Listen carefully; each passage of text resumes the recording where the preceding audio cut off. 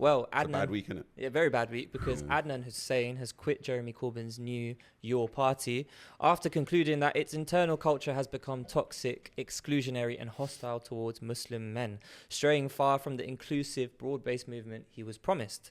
So just to kind of break it down a bit more, he describes persistent infighting, factional competition and a struggle for power and influence rather than a shared mission. He says he witnessed veiled prejudice and rhetoric about Muslim men that echoed attitudes the left claims to oppose. Hussein accuses the steering group, so like the kind of top level people, of being dominated by a small clique and shutting out differing views. And finally, he says that the party has abandoned the pluralistic, diverse, broad church vision he signed up for, instead becoming exclusionary and inward-looking. Now, before we dive into that, Sibo, thoughts on Your Party? Were you inspired by them when they came out? I mean, kinda. Okay. Do you know what I mean? Unpack that though. Mainly because, like, obviously, as far as Zara Sultana, big up, you know what I mean? Yeah. Respect, like, Yeah, I'm yeah. not a fan, but big up, like, Yeah. do you know what I mean? You know, yeah, You're doing your thing, You're innit? doing your thing, like, do you know what I You mean? got Like, respected to some yeah. extent. Jeremy Corbyn, as far as, like, his history as a leader, you know what I mean? It Bits does. of spade. You get what I'm trying to say? There are definitely some questions that are unanswered. You know what I mean? At least some things to be desired. So, you know, seeing the two of them come, you know, under the banner of Your Party, like, it was definitely like intrigue on my part. I was like, okay, how's this gonna come together? How are they gonna sell this? You know, what are they actually running on? You know, as far as how things unfolded, you know, and especially like some of the things that like Zara Sultana was levying against Corbyn and like, you know, Called Jeremy Corbyn right wing. Basically, implied Jeremy Corbyn's right wing. yeah. And a misogynist. Yeah, Don't forget that. bonkers. You know what I mean? Like that whole boys group thing is like particularly damning. Do you know what I mean? But they need to have a look at the SIBO album rollout. To look at how to roll out a party, fam. Because it has been one mistake after another. And we've been on the podcast trying to say, but there's still hope. Bro, I don't think there's any hope anymore. I know think it's raps. that's been me. I've been singing there's hope here, but honestly, at this point, I'm quite disappointed. you know what's so harmful as well is because a big thing that's always levied against the left is, yeah, maybe you've got these great ideals and happy dappy tree hugging, but you can't actually manage or run a country. And this is just cementing in a lot of people's minds, maybe the median voter, that image. I think it just gets more depressive week on week. I think as well, when you look at politics and how fickle people are, and that they just remember like these kind of funny, unserious moments in the long term. So whether that's Ed Miliband being remembered for just being a joke because he Could got have scran a sandwich. that's what I'm saying, Yeah. the bacon sarnie, Yeah. or whether it's like the Lib Dems who still can't shake the fact that they went back on raising tuition fees. Honestly, Your Party lot. I saw James Cleverly scranning a Five Guys last night at 11 p.m. You know Okay. James Cleverly, former I know- foreign I know secretary. who that is. Former defense secretary. No, I just clocked that because you're talking about Ed Miliband, this kind of thing. Bro, I'm walking, it's like 11 p.m. Yeah. I'm walking past Charing Cross here. I look in Five Guys. I say, rah. Ain't that my man who used to run the nukes? He used to run Trident. But he's mullering this Five Guys. Five Guys that's good. No, I think you're Fairs and you're not busy or something. But you sat there, just muller inside. Fairs. But one of the things I wanted to kind of bring the conversation to on this particular topic is this tension on the left. Now, a lot of right-wing people... Try to avoid it, innit?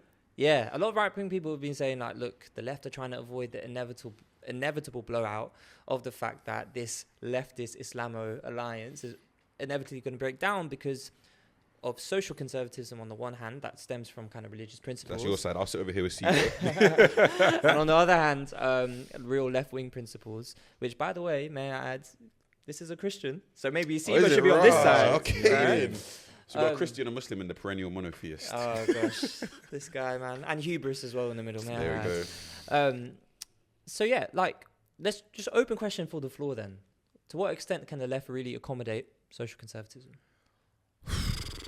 Hard one. I have my thoughts, but if you want to share maybe from the Christian kind of paradigm. Yeah. You get cancelled first. I'll go after you. Yeah, let me. I'll go third. I'll go third. I'll carry my cross right now. You know what I mean? When I look in the church, Okay. you know, especially amongst like from our gen to like millennials, do you know what I mean? Like, there's definitely like a fostering of like that social conservatism off the back of, you know, some of the principles that are in the Bible, do you know what I mean? Or even just some of the things that have, you know, become like, you know, intertwined with like, I guess, the culture of the church, do you know what I mean?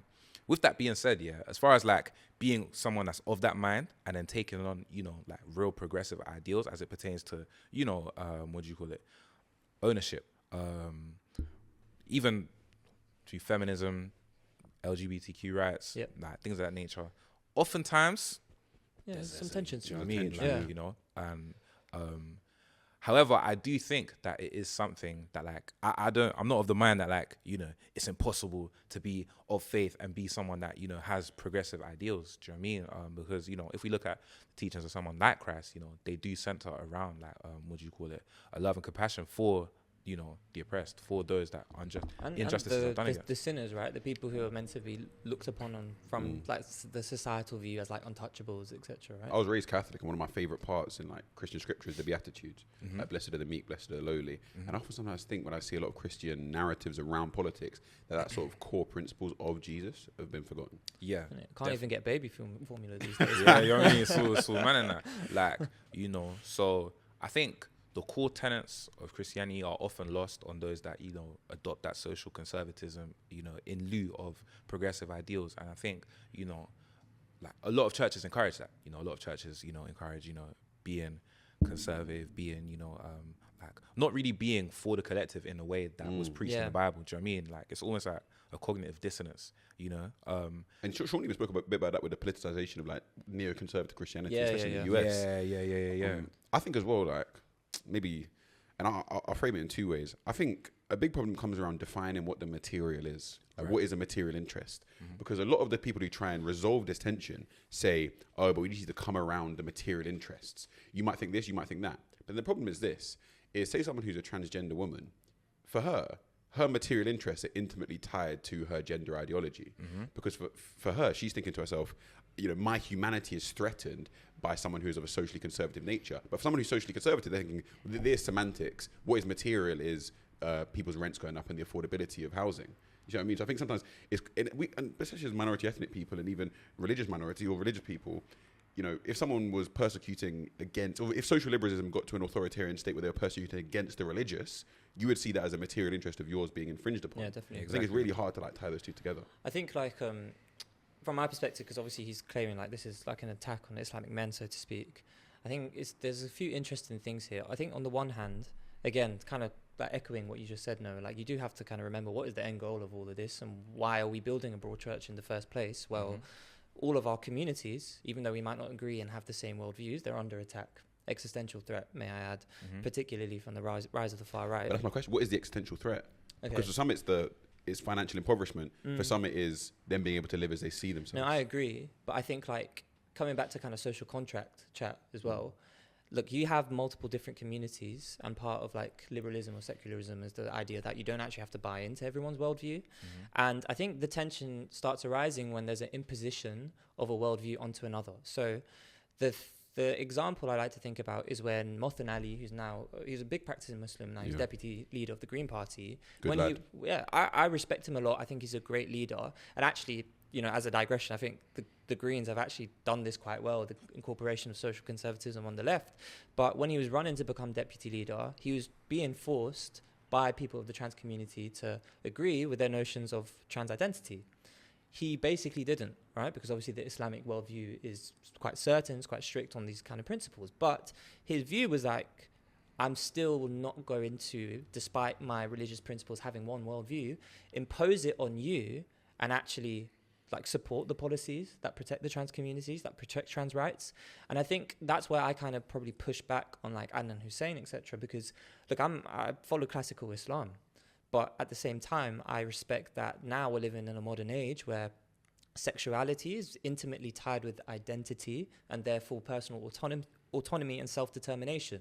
And so if I were to become a politician and then basically say that, oh, because I disagree with like, you know, a certain type of like trans ideology, I therefore have to kind of take away certain rights afforded to a community who, let's be real, their kind of negative impact they have on society is very sensationalized. I would say, I actually think that kind of goes against a lot of like core Islamic principles in the same way that in Christianity, the intimate kind of connection between secularism and Christianity is even probably to some minds more explicit, because in the Bible they have the quotes around like, you know, render unto Caesar what is his, right? Like Christianity is, again, is a very personal thing. So look, I respect the pro-independent Gaza MPs, what they've done for Muslim representation as well. But in my eyes, I look to like Mohsen Ali probably as a better kind of representative of how he's navigated that tension. Because I really don't think it has to be a sort of zero sum where it's like we have to completely agree with every single principle on each other's like kind of ontological worldview. Can I set up a little thought experiment? Go on then. Go ahead. We're what I'll say, we've got one like cool Londoner here, and then me and Sean as well. Within like the creative spaces that we might find ourselves in, you will have discussions with other people who will be of a totally different like social principle than you are. And within that, sometimes you come to like a disjuncture, an incompatibility with perhaps, you know, someone might think something about gender ideology, someone another one. How do you overcome that in the micro, and how can we actually try and push that in the macro for a broad church of movement or a broad masjid movement? I think when it comes to that, the first question I have to ask, okay, if I do want to, you know, sidestep this clear divide in the way we see the world, I have to ask myself, is it worth sidestepping for? Is what we're doing, you know, like, is it in service of something that would mean that... Like a greater good. Exactly. Yeah. You know what I mean? If the answers are no, okay, do you know what I mean? It's done. But if it's a yes, then, you know, I suppose this is where a pragmatism has to come in, you know, and in the context of politics, it's like, okay, what are we doing this for? If we're doing this for, you know, protecting everyone in society's rights, you know, if we're doing this for, you know, making a life that's more, equitable for everyone, then, you know, when it comes to, that includes people we disagree with, that includes people that, you know, lead lives that we may not personally lead, we may not raise our children to see as fit, you know, under whether it be our religion or just our personal morals, you know what I mean? But that should usurp anything if we're truly dedicated to that cause, you know? You know what I think, and I've said this before in the podcast, why I was so worried about your party from day one, is because what is that long-term goal? What is that higher goal? Right. It's undefined. They haven't even named the party yet. Yeah. And when you want to develop a broad church, if you want a lot of people to be under one banner, that banner has to be clear and succinct. Yeah. Maybe you can't have a whole portfolio of principles that you're going to lay out covering all aspects of society. We saw the Brexit vote was able to capture a broad church because it's just quite simple. Exactly, in or out. And similarly, maybe the one tagline for your party is end the impoverishment of the working people. Something along those lines. Increase affordability. Yeah. And that is the overarching goal for everyone, such that Adnan Hussein and people that are more socially liberal come together and say, do I think that is a worthy cause for us just to work together? Perhaps. But while we're still in this sort of weird intermediary period of your party, their party, X, Y, and Z, who knows what it's about, and they're trying to fight over a whole host of principles, it's never going to happen. Yeah, it feels, because basically what you're saying right now, it just feels so like theoretical and abstract that they don't even know what they're arguing over. And they're trying to do too much. Yeah. Right. If you want to be totally aligned with someone, marry them. But if you want to be part of a political party with like millions of people, it's going to have to be a much more minimal slate. Yeah, no, for sure. Should we get on like a lighter topic? But can I even ask you though, because we always Okay, finish go the ahead. your party topics here with like, Go ahead, yeah. but we're still hopeful because da. Yeah. But Amanda, are we still hopeful that it's going somewhere? Listen, I'm a bit of a Jeremy Corbyn fan. So Come on, uncle. So I think that for him in particular, I think he has still a role to play in politics and inspiring younger people, because that is a man who has stood on his principles and has been a great role model to all of these different kind of marginalized communities throughout his career. And so he definitely has a space. I am, though, very disappointed, probably losing hope week on week. What about you, Sibo? We're Blair babies. Could future kids be Corbyn kids? Wow. I really want to hope so. I really, you know, part of me, like you said, you know, I've seen, you know, how principled he's been as a leader, you know, and how people have seen him as a figure to believe in. You know, those are two, like, very important things. Do you know what I mean? Whether that's possible with your party, they may need, like, the PR cleansing of a lifetime. Do you know what I mean? Like, to right this ship, which is possible. We've seen it happen with UKIP. You know what I mean? UKIP was a joke until UKIP wasn't a joke anymore. Do you know what I mean? So it is possible.